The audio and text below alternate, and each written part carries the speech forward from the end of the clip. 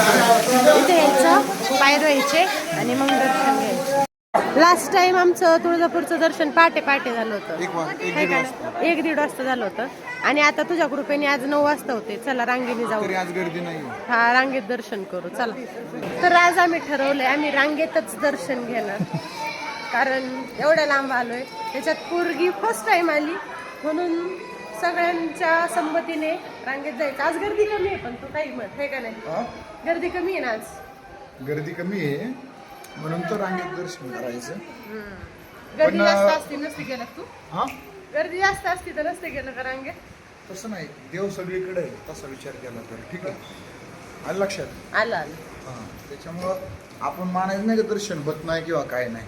आपल्या मानण्यावर डिपेंड आहे. आता बाहेर आल्यावरती तेल घ्या, हार घ्या, फुल घ्या, हे घ्या, ते घ्या.